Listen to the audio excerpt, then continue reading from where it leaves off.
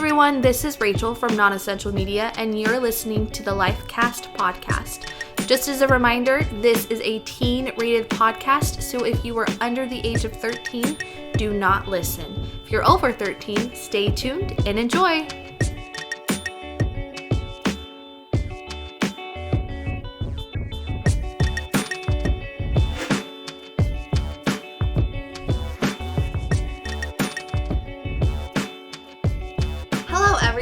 And welcome back to another Lifecast episode. It's been quite a while, and today we have a special guest with us.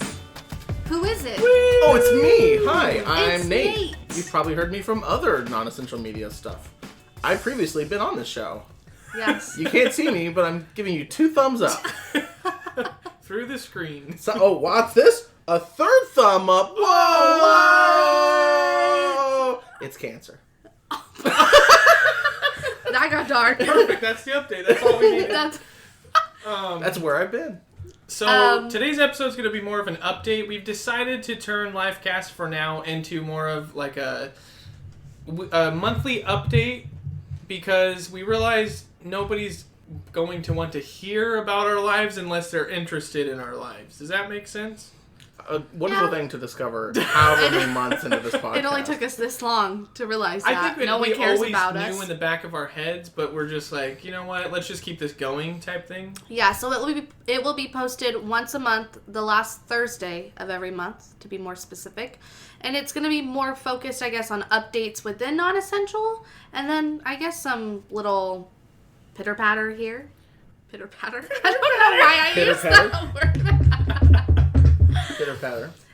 But we do have Nate with us today to talk about what projects he has going on and all that fun stuff, because he has a lot more interesting stuff going on than I think any of us. I don't know. Have you guys already talked about what else you guys are working on this podcast before? No, we have. I think this is the first time we've ever really focused in on anything non-essential related. Because I want to hear about this other thing that you guys are doing too. I've only heard bits and whispers. Well, We work in the shadows. We are the League of Assassins, so, Yeah, so- Makes Gotham sense. must burn. It's my new character I'm working on. like it, digging it. Metrosexual assassin. Nate, role-playing as his new character, is actually here today. It's not Nate. We were wrong. Oh no, Nate is the name of my character. Never mind. Oh, okay. Hi, my real name is Steven. Let me just step out from behind the screen. Reveal myself to you, the audience. Nate is a fictional character of just a nerdy guy who's really into pop culture references. I couldn't care at all. The research has been exhausting. Anyway, it's so fun, guys. So, Nate, what are you up to? Nate. The what's segue. good? The segue's so good. This uncomfortable segue. Well, in the past 4, 5, 6 months, something like that, I've been working on the spiritual successor to Zeros of the Tabletop, which unfortunately we had to stop production on this last year after it just sort of became obvious that it wasn't really working out for us the way my vision had worked. I was wanting to do, to take a passion of mine, which is tabletop gaming, and find a way to both share that with other people, but also bring my friends into it. The problem is that the original concept would require people to make a 6 month to a year commitment, and that's just hard. Very ambitious, but I still love the whole story behind it. Yeah. Mm-hmm. And if the opportunity ever presented itself to do something similar to it again, I would jump at a heartbeat. Mm-hmm. Yeah. Because you can do, with longer stories, you can get much more detailed and actually play a character and then have a character's arc and all that kind of fun stuff. Like Nate. Like this guy right here. This not real person talking to you. But learning from that and still wanting to do something in that realm, I took some time to try to think about why didn't it work? Was I asking for too much from people? It was right before the holidays were coming to, and I started paying attention to other tabletop podcasts and live streams and stuff like that. And I realized, while there's a lot of really niche and really cool podcasts out there that are doing some really cool stuff with that formula, I totally recommend go listen to what's out there right now because it's awesome. There hadn't been something that really gamified the game, if that makes sense. Sort of the traditional thought process of the game is you're building this narrative together with a beginning, a middle, and an end. Everything's built into the campaigns where you're living these characters through these major stories, and it's about like the party's composition and how they work together and how they bond. And I thought, that's really fun. Strip away all the excess and get to the here's a group of people who I was like, what if this is just their job? I took what if you took the fantasy approach and just applied it our world, hey man, this is my 9 to 5. And it was around that time I started watching Acquisitions Incorporated, and the whole thing with them is they're doing this, they do it for live shows, and then later they had a stream with some other characters, but they applied our world corporate analogy into the whole fantasy adventuring sort of thing, where it's you're a hero, but really this is just your job. You get paid and people hire you to do these jobs, and I like that so much. And combining with what I learned about people struggling to commit, people who were very interested in being part of my show, but it was really hard for them to commit more than an afternoon or a couple days or something like that. And I put together the idea of a I in my head I call it the Saturday morning cartoonification of Dungeons and Dragons, which is the system we're using, where every month we start a whole new story arc with a revolving set of characters that are all randomly created at the beginning of that arc by the players, who cycle in and out depending on how often they want to be on the show. Nisa-chan. Yes. Just a preview of what's to come.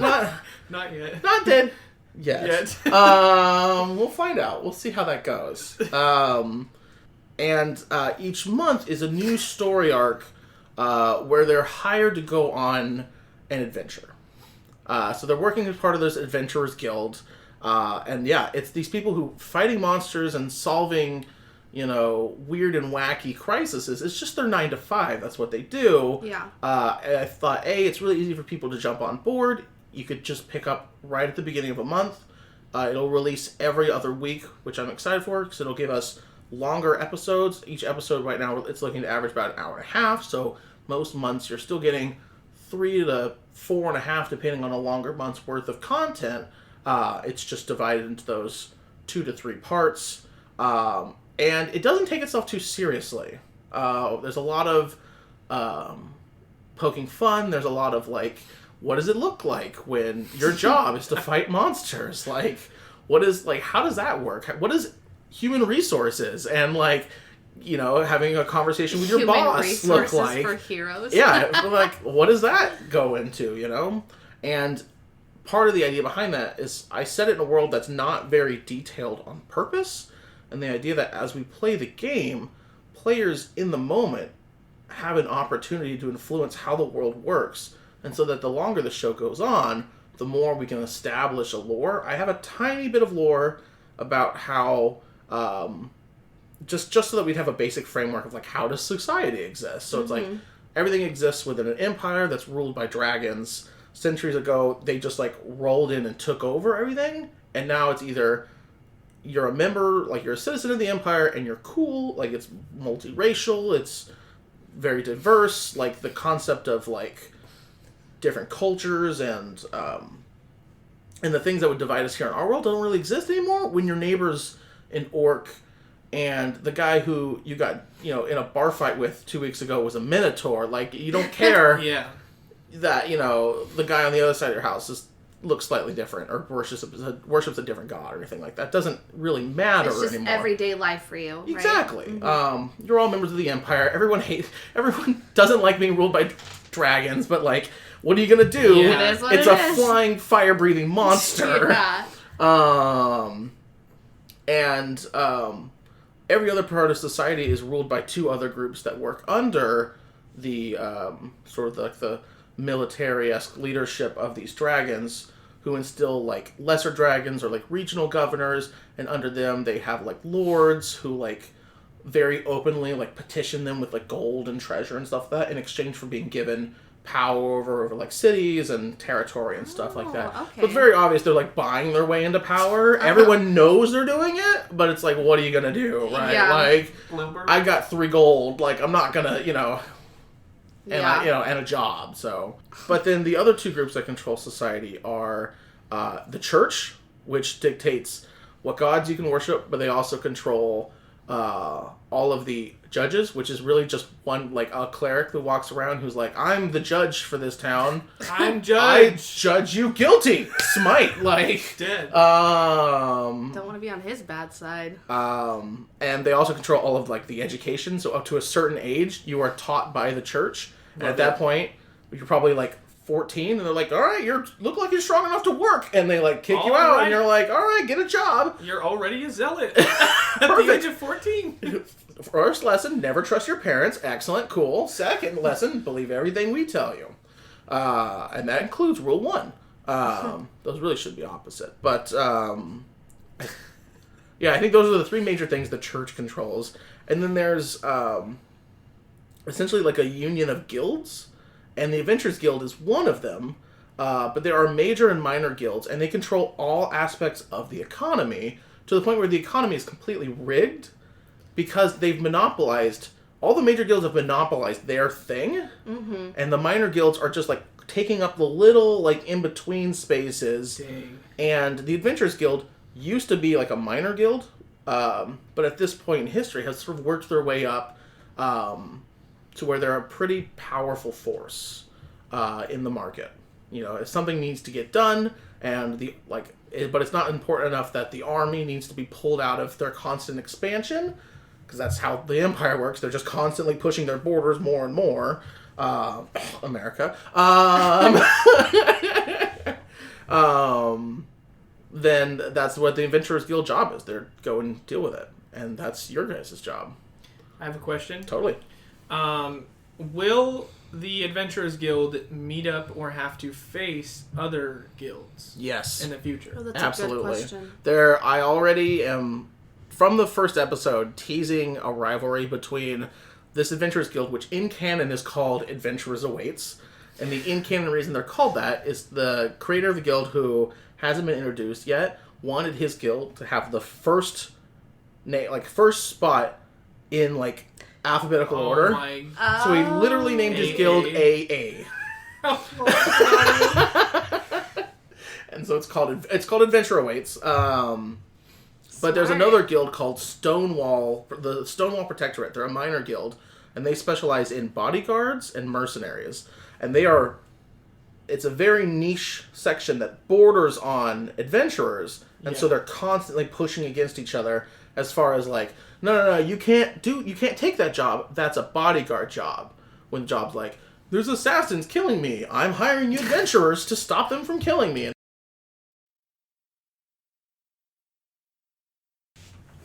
And so the two guilds would essentially, debate back and forth. Of course, the Adventurers Guild is now the more powerful of the two, and so they're constantly like, shut up. Versus before, they were both considered minor guilds. And there's a lot of the guilds are jokes about the real world and things that would make sense. So there's like an FDA guild, but it's, instead of what you think, it's the Farmers Juridic Association, and they're the ones who produce like most of the produce that the Empire relies on. Okay. And they're still considered a minor guild because, they're really powerful as far as produce and stuff like that. But they don't have the big dick energy to walk in and be like, we manufacture all magical items, which is what another guild does. So it's like, literally all the other guilds would collapse if we didn't keep doing what we're doing. And there's another guild that's responsible for maintaining all transportation needs throughout the Empire. Ranging from just like making sure roads are Dang, they are really do constructed. monopolize everything. Like They're responsible for like all roads are constructed and maintained, all the way to like we're building magical trains that run on or not like air elementals that go across the continent, and then they license all of their like carriages. It's illegal, technically, to operate a carriage without having a license from them. There's another. A lot of this was inspired by Eberron, which was a campaign setting where there are sort of these like magical corporations. But I took that and I was just like, I want that everything. Every good or service you could possibly purchase exists.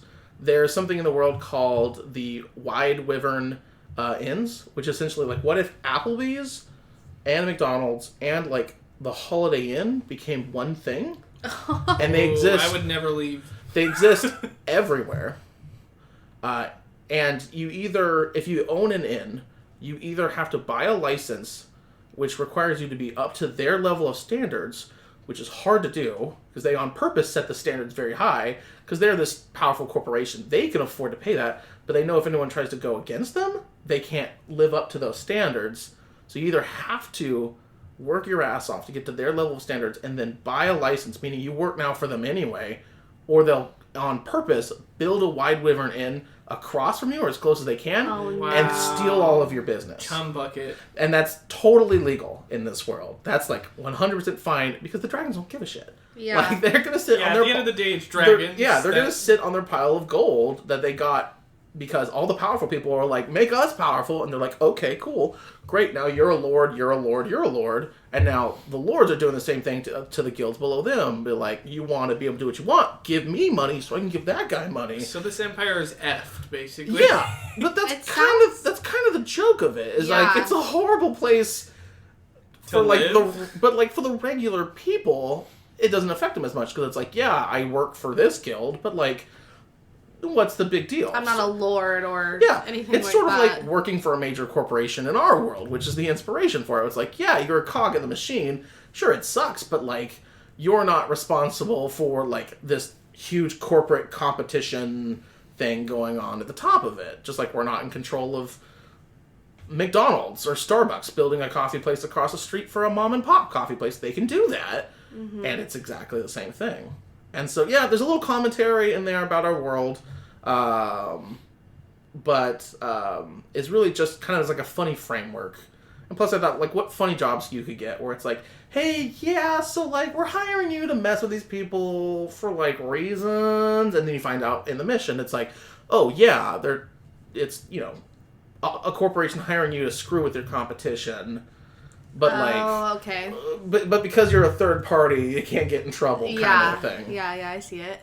Very interesting. Yeah. I love how detailed it is. I love the fact that I feel like a lot of people, especially with like Zeros of the Tabletop, would feel maybe defeated because it didn't work out to what you had expected, you know? Yeah. And so they would just quit. But you took that and you made something greater out of it, you know, and learned from it. And I think that to me is really... It's inspiring. Yeah. Oh, that's...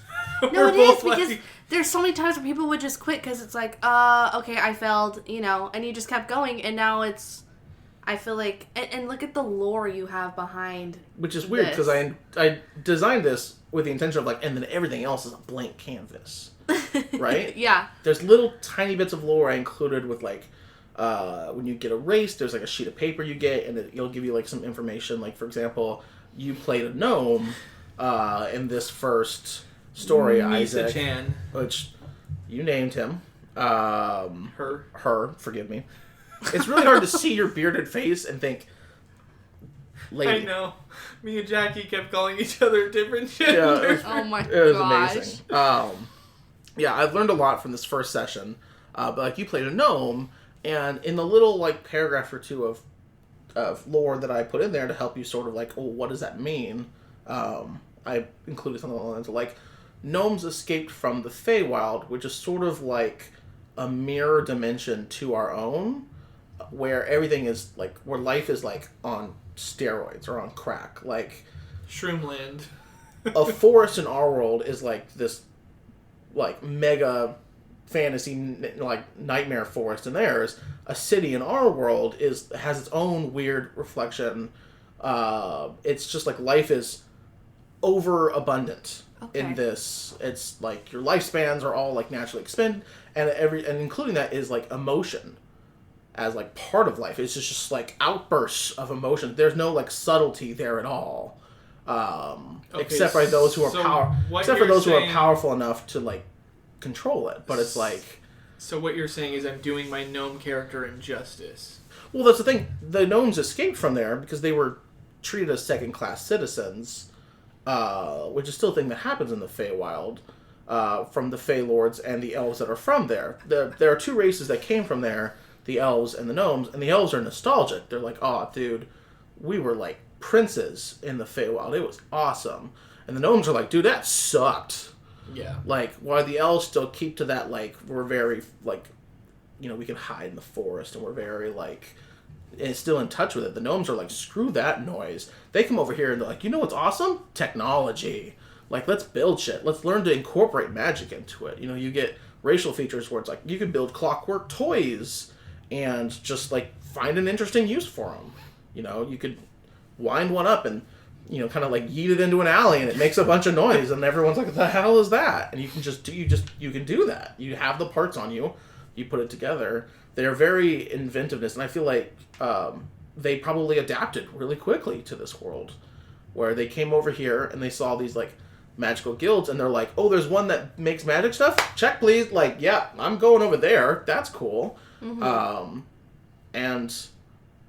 It gives you something you can either choose to lean into, or you can be like, "No, I'm an outlier." Maybe I'm the gnome who's like, maybe it's not so bad. Like, maybe that Fey stuff's not so bad. And you can lean out of it. And so, like, I would never say you're role-playing wrong. I'm just like, okay, you're taking a different tone with it. And that's cool. Just like, there's always exceptions to anything. Just like, hey, British people really love it when Brits land a major role and are making money like that. And this was like, no! I liked it when, the American guy was playing that character. There's always, like, one person who's like, yeah. And you could totally do that. All very interesting. I'm excited to see where it... I'm excited to see where it goes and the different characters that come from it. Because of what I've heard already, it's pretty interesting. It doesn't take itself seriously. Which is good. Yeah, and... one of the things I wanted to do in the story was present opportunities for different levels of play. So right now, we have the one team that we meet, which is like the newest branch of the team. For those who are familiar with the system, they're level 6 heroes. So they've just sort of stepped out of the sort of like local sphere of influence. And so it's presumed that they've done something in the past as... on their own before they joined this guild that drew them enough attention where they're like, okay, we'll send them a letter, invite them to be part of our guild, and are now, because of they are now joining the guild, can play a larger impact on the Empire. But they're the third branch of this guild that exists. There are two other branches, because this isn't like the guild isn't just starting. At this point, the guild has existed for about 150 years. And started from obscurity into becoming one of the most well-known guilds throughout the Empire. The very first guild are now known as the Legion of Heroes. They are 12th level adventurers, and they started out probably the same level, dealing with local threats, that kind of thing, but then had to escalate to face threats to the Empire on a much larger scale, and are now like they're essentially like the Justice League within the Empire, and they take on like interdimensional threats from like hell and stuff like that. That's their responsibility, and because suddenly they had such bigger things to deal with, the second branch opened up, and this is the branch that's now known as the Marauders, who are only 8th level. They're only 2 levels above this new branch. They earned a reputation for being sort of like the bad boy heroes of this world, and not like bad boys as in like smolder, like, oh, where you wouldn't understand as they flip their bangs. They range from anti-heroes to just like straight up villains who, like, in exchange for not being executed or, like, a sentence, agree to join this guild. And the entire thing is they will handle any problem you throw at them. But, like, things are going to probably go wrong at the same time. These are the, like, no questions asked, like there probably will be civilian casualties team, and, like, we can use that to tell stories of the darker tones. Like, I'm planning later this year to have a Halloween special where the players will play members of that guild who are called upon to take care of a problem that's getting out of hand, and they need to solve it by any means. And then we'll officially have our a game set with the first team at 12th level for our Christmas special. And it'd be like how the guild saved Christmas. I like that idea. Yeah, definitely. But then the rest of the year, we're going to use our third team, our 6th level heroes, to sort of get to know the world, get to know, sort of learn the basics of the game, because this is just like phase 1 of the game. There's a lot of things I'm learning from this first arc that I'm like, oh, this is way too complicated for something to pick up and go. And then we'll get to flesh out some of the NPCs I'm introducing, some of the different aspects of the world, see if maybe we can develop some, like, fun reoccurring villains, sort of like the Skeletors to our He-Man and stuff like that. I very much said it's the Saturday morning cartoon of Dungeons and Dragons, and so it's a very, like, mid-level threats. Some adventures are going to be goofy on purpose. Some of them are going to be a little more serious. So you'll have to tune in each month to find out what's going on. So, for listeners that are interested, what is your plan for release? Or when do you plan to, or what's the time frame, I guess I should say? Part 1 of the 3-part opening story, which will be called Initiation, will be launching here really shortly, March 3rd, which is the first Tuesday of the next month. And it will be releasing every other Tuesday from then on. Perfect. And that's next week. Yeah, it's, like, right around the corner. That's, like, less than a week away. Yeah. Dang. And then we also have, Jackie's not here to speak on it, but she has something in the works as well that should be out springtime. Sometime springtime. Yes. We've been on the behind the scenes working on it. So we have some fun stuff coming up. And as some of you may have noticed, me and Rachel have a new podcast. It is all about Avatar, the Avatar universe, and we are actually doing a watch through of both series. So that is Avatar: The Last Airbender and Avatar: Legend of Korra. Yes. And at the end of each one, my plan is to do, like, a little giveaway. I think it'd be fun. Like an Avatar-themed one and then Korra-themed one. Just to make things fun and interesting. Plus, I like buying gifts for people, so... What better people to buy for than people next to us? Exactly. As for, other stuff with Nonessential, like our Patreon and all that stuff, that's still stuff that is in the works that we're trying to figure out, I guess. That's the cool thing about doing this is, it's been just over 6 months, but we're still figuring out what works, what doesn't. Me and Jackie were talking about it. We see it as more of like a creative outlet, so that you don't feel as pressured to make something that's so, I guess, polished. Because at the end of the day, like, we just started this, everyone's kind of learning together. Mm-hmm. So right now, I feel like it's the best opportunity to just try everything all at once and see what sticks and what doesn't. Definitely. Yeah. Yeah, because it helps us develop, too, as creators and figure out what's going to work, what's not, all those different things. Yeah. And we're definitely figuring out. Sorry, I keep interrupting you. You go on. And let us know, too.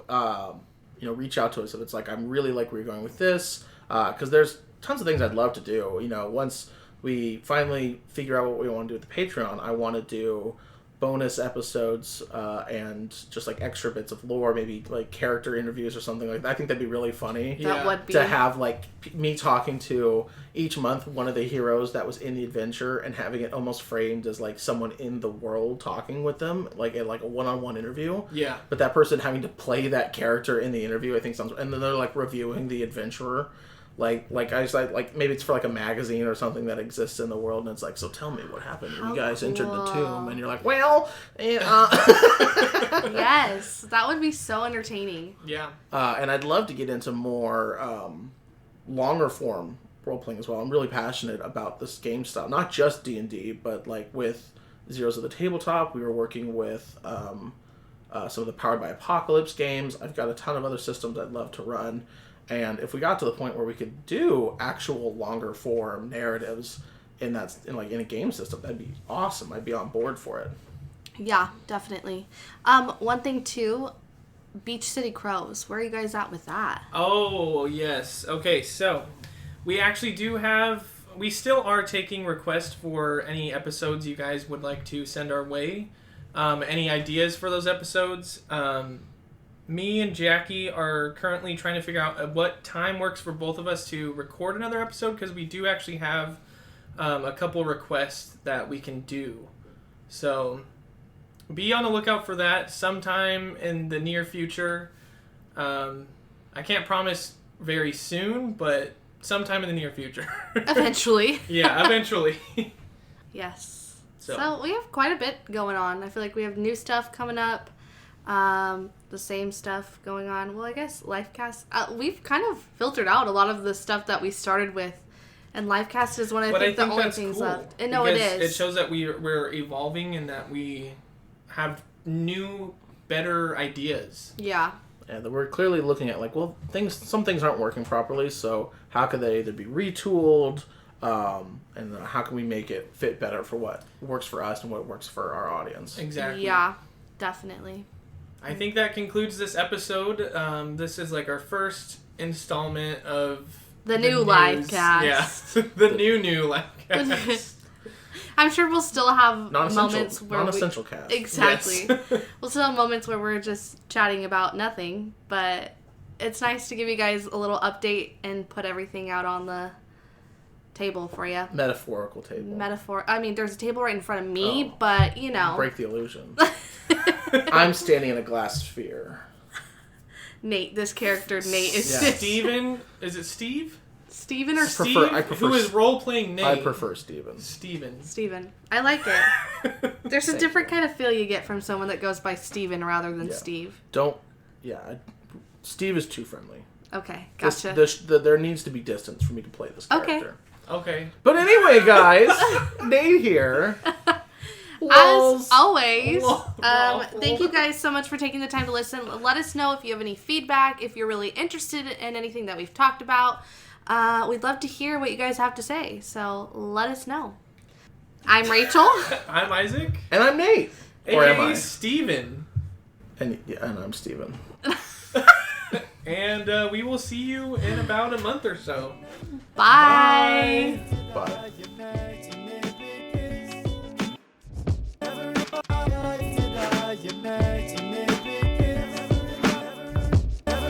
Hey everyone, it's Rachel again from Nonessential Media. Thank you so much for listening to today's episode. It was so much fun putting it together for you guys.